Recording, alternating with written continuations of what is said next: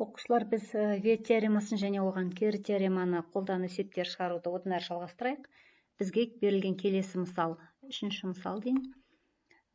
Түбірлері 1,3/1 және 2 сандары болатын теңдеу құрастыруымыз керек. Яғни x1 тең болады 1,3/1-ге және x2 тең болады 2-ге. Осы сандар қандай квадрат теңдеудің түбірлері болады? Сол квадрат теңдеуді құрастырайық. Ол үшін жазайық. Түбірлердің қосындысы x1 менен x2-нің қосындысы минус b-ға тең, яғни келтірілген квадрат теңдеуде. x1 менен x2-нің көбейтіндісі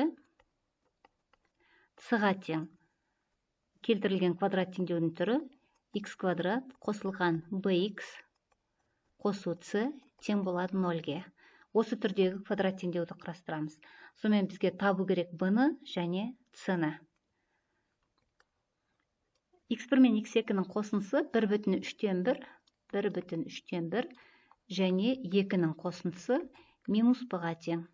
Ал 1,3/1 менен 2-нің көбейтіндісі c-ға тең. Есептейік. 1,3/1-ді 2-ге қоссақ, сонда минус b тең болады 3,3/1-ге, 3,3/1-ге. Яғни b-ның өзін табатын болсақ, минус 3,3/1 немесе 3,10 деп жазайын. Келесі, түбірлердің көбейтіндісі c тең болады 1,3/1 жай бөлшекке айналдырсақ 3-тен 4 көбейтілген 2. Яғни c тең болады 3-тен 8-ге. Енді теңдеуімізді жазайық. x-тің квадраты қосылған b-ның орнына жазамыз минус 3-тен 10, минус 3-тен 10 x қосу c-ның орнына жазайық 3-тен 8 тең 0-ге. Осы бұл келтірілген квадрат теңдеу, немесе теңдіктің екі жағында 3-ге көбейтіп жіберетін болсақ, теңдеудің түрі мына түрге келеді екен. 3x-тің квадраты азайтылған 10x қосылған 8 тең болады 0. Тағы да бір мысал қарастырайық.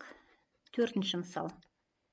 Түбірлері x1 тең болады 3 азайтылған түбір астында 5 және x2 тең болады 3 қосылған түбір асты 5 болатындай квадрат теңдеу құрастырайық. Квадрат теңдеуіміздің түрі x квадрат қосылған bx қосылған c тең болады 0 түрінде болады. Келтірілген квадрат теңдеу. Түбірлердің қосындысы x1 мен x2-нің қосындысы, яғни 3 азайтылған түбір астында 5-ті қосамыз 3 қосылған түбір асты 5-ге. Түбірлердің қосындысы бізде тең болады минус b-ға. Түбірлердің көбейтіндісі 3 азайтылған түбір асты 5 пен 3 қосылған түбір асты 5 көбейтіндісі тең болады c-ға. Сонымен 5 пен 5 қысқаратын болса, минус b тең болады 3 пен 3-тің қосындысы 6-ға, яғни b-ның өзі тең болады минус 6-ға. Енді көбейтіндісін қарастырсақ, 3 азайтылған түбір асты 5, 3 қосылған түбір асты 5. Бұл қысқаша көбейту формуласы бойынша 3-тің квадраты 9, азайтылған түбір асты 5-тің квадраты 5. Яғни c тең болады 4-ге. Сонымен квадрат теңдеуімізді жазайық. x квадрат қосылған bx, b бізде минус 6-ға тең. Минус 6x қосылған c 4-ге тең. Тең 0. Мынау квадрат теңдеудің түбірлері 3 минус түбір асты 5 және 3 плюс түбір асты 5-ге тең болады.